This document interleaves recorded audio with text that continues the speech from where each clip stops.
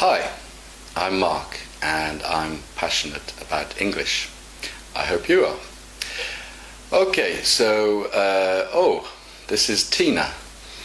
Tina is a cockatiel I've had for about 10 years. She's a little bit freaked out. Freaked out means gone a little bit crazy because I've got some lights, studio lights around me, and she doesn't really like those. So she may fly off, but anyway, she's only going to fly off in the lounge. Okay, so this is your sixth mini lesson, and let's go straight into it and look at the idiom for today's mini lesson. So, here we go. This is today's idiom. I have to put both hands in. So, Teen, I don't know if you'll know this one. Okay. I'll see if I can lean forward slowly. She might not like that too much. So, the idiom is get your act together. Yes. Do you want to take that, Teen? Okay, so she's not that keen. So, get your act together. So, for example, when I get ready to record a mini lesson, I have to put the lights up, I have to get the camera right and close the doors, make sure the situation is right for recording a mini lesson for you. So I have to get my act together. I have to get ready. I have to get things right for the situation. So that is the idiom for today. Get your act together. I need to get my act together, or she can't get her act together, or so on.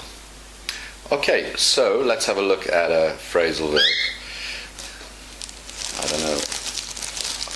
Well, Tina's not very good at English. You know, some birds can speak English, but I never really tried to teach her. Okay, here's the phrasal verb today. It's off, or correctly I should tell you the verb to be off, or be off. Okay, so let me think of some examples. The first one that springs to mind, there's an idiom, the thing that jumps into my head is a party, or a dinner, or a trip.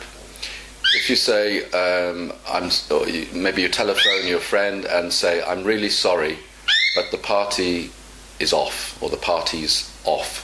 It means it's cancelled, it's not happening anymore. Or again, maybe I call a friend and say, I'm really sorry, I'm sick and I can't go on holiday anymore, it's off.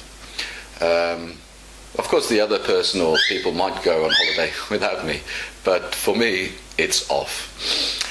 Okay, another meaning is with food or drink. So let's say I make a coffee and before I put the milk in the coffee, I sniff it and it's too old. The milk is off. It's off. So, or you, let's say, you had a meal last night and you put some, we call them leftovers actually. So when you have a meal, but you don't eat all of it, but you still keep it, put it in the fridge and you can use it the next day or whatever. But maybe it was in your fridge for too long. And when you take the food out, it's got mouldy, or you can always tell by smelling, and you say, it's off, or that's off. So that's another meaning of the phrasal verb to be off. Okay, and the collocation for today is, picked out two there, but I put one back. Okay, there it is. Ridiculously cheap. So if something is ridiculous, it means it's very stupid, or just... We often use it in a negative way. Of course, a ridiculous joke could be a good joke, very funny.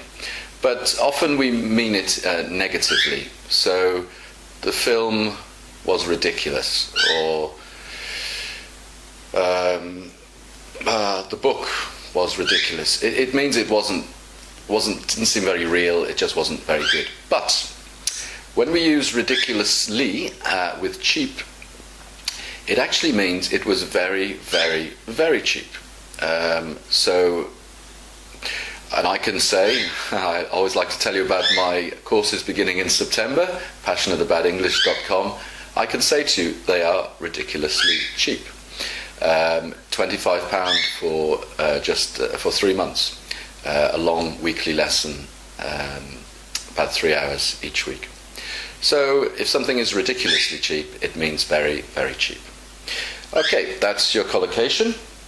Let's have a look at some jokes. Okay, take the glasses off. Okay, these are connected with marriage. And okay, here we go. Catherine didn't want to marry Mark for his money, but it was the only way she was going to get her hands on it. Okay, so sometimes women marry men because they're rich and they want their money, and it works the other way too, I guess. Sometimes a man marries a rich woman because he's attracted to the money.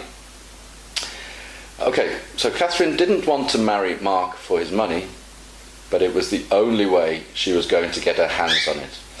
So it's saying that she didn't want to marry him. It sounds like she didn't marry him. But when you hear the next part of the sentence, you can see that she did marry him because that was the only way she was going to get his money. We've got an expression there, to get her hands on it. It means to get it, or to have it. Okay, so quite funny, and again, playing with words. Here's another one from the marriage section. It's the next one. It's probably a woman saying to a man, but could be a man saying to a woman, of course. If you didn't have any money, I'd still love you and miss you very much. Okay, so a girlfriend to a boyfriend to a girlfriend, or so on. They often say, if you didn't have any money, I'd still love you. It doesn't matter whether you've got much money, I'd still love you. And then there's a gap, and miss you very much. So it means she might still love him, or he love her, but she's off. Oh, there's another, I think we had the phrasal verb, it's off. If you say she's off, it means she's going, she's out of here, or he is out of here. So she's leaving. So if you didn't have any money, I'd still love you, but I'd miss you very much. I'm off.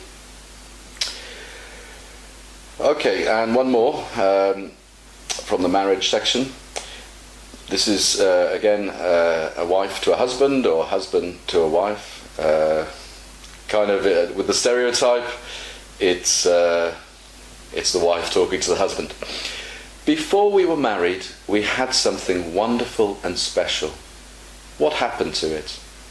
And then, well, I'll say the man replied, you spent it all. So she's talking about the relationship, the feeling between them. At the beginning, or before they got married, it was wonderful and special. And she said, what happened to it? So what happened to our feelings and loving each other and so on? But he sort of says, he takes or makes a different meaning out of it, and says, he knows what she means, but he says, you spent it all. You spent it all.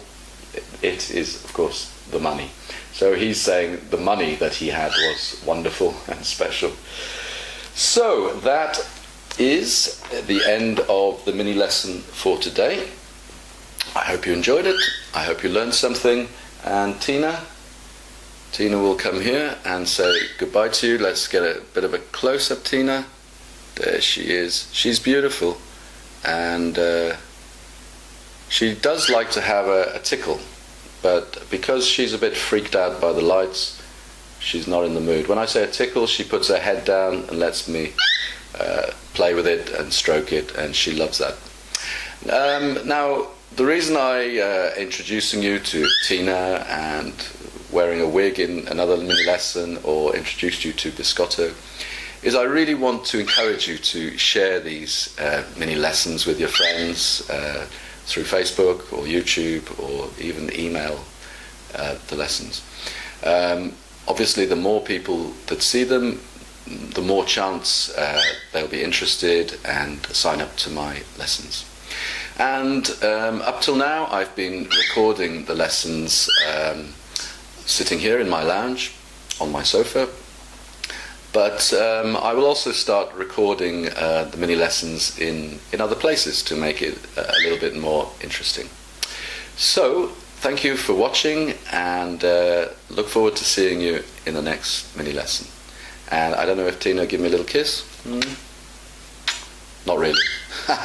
Okay, I'm going to put her back in the other room. Thanks a lot, bye. Okay, so this is the bass riff for today's mini lesson.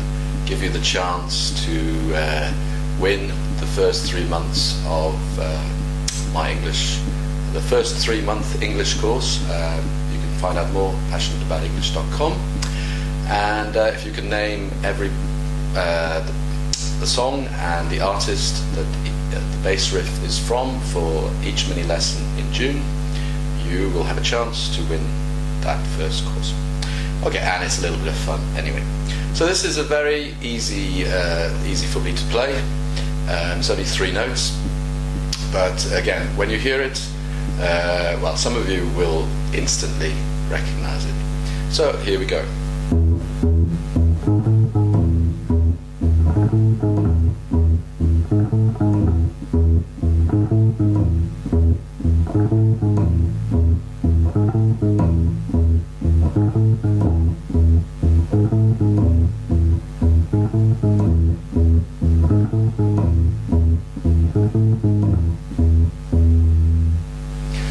Okay, so that is from a solo artist.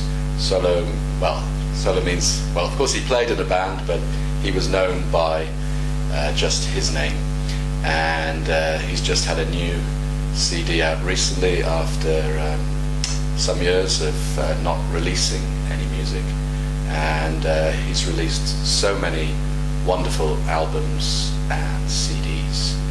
Really one of my favorites, although I must say this song isn't one of my favorites, but the bass riff is very recognizable. Okay, thanks again, and see you in the next mini lesson. Bye.